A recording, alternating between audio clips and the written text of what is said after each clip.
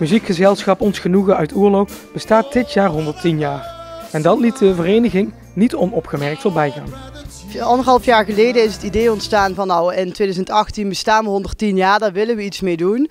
Dus toen hebben we een commissie samengesteld van 8 leden uit de slagwerkgroep en de fanfare. Om te kijken naar wat kunnen we nou gaan doen om onze 110-jarige verjaardag te vieren. Nou, tenslotte zijn we dus hebben we hier onze plek gevonden, Schouwburg-Venray, om ons 110-jarig jubileum te vieren. Dus we zijn onder andere 1,5 jaar bezig geweest. Je ziet natuurlijk wel dat de tijd waar je ermee bezig bent, wordt natuurlijk wel steeds intenser. De afgelopen 2 maanden denk ik dat we er met sommige leden soms elke dag mee bezig zijn geweest. Dus het vergt behoorlijk wat voorbereidingstijd. Maar als ik dan zie wat we vanavond hebben neergezet, dan denk ik dat we daar heel trots op kunnen zijn.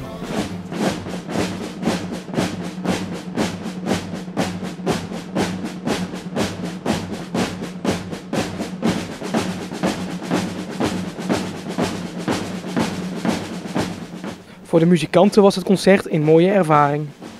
Ja, fantastisch. Het is gewoon genieten als muzikant op het podium. Als je ziet hoe iedereen meedoet, hoe het publiek reageert. Het is gewoon eigenlijk bijna het leukste om te doen. Nou, ik ben dik tevreden. Ja, ik vond het best goed gaan. Ik vond me aan de mensen aan plezier. Dat is ook het voornaamste.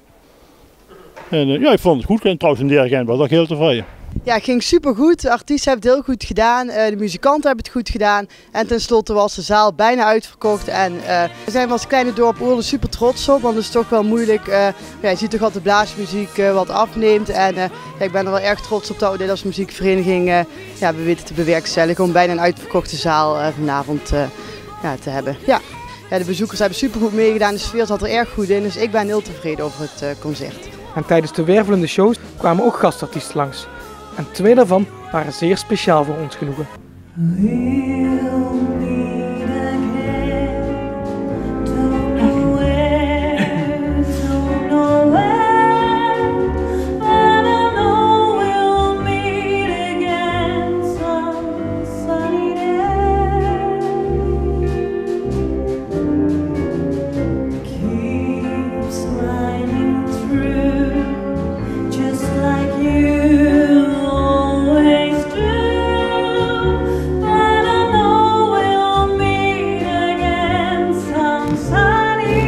Ja, klopt. Auke Glassers heeft met ons meegezongen. Het is wel leuk om te vermelden. Auke is zelf als muzikant ooit begonnen bij onze fanfare en heeft eigenlijk daar haar muzikale roots liggen. En Lucky Dongan, DJ Lucky Dongan heeft ook met ons meegedaan.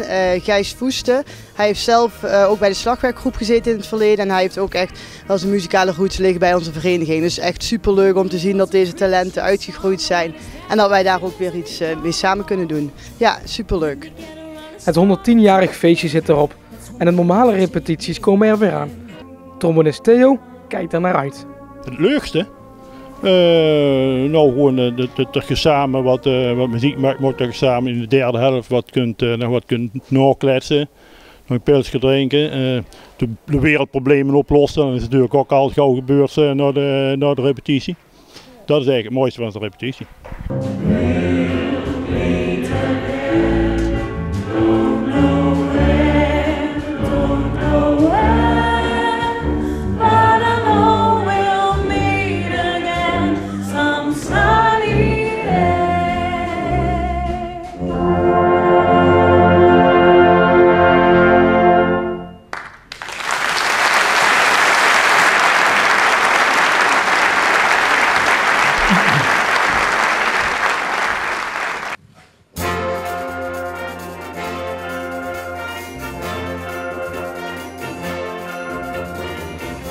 We call it a trap. I can't walk.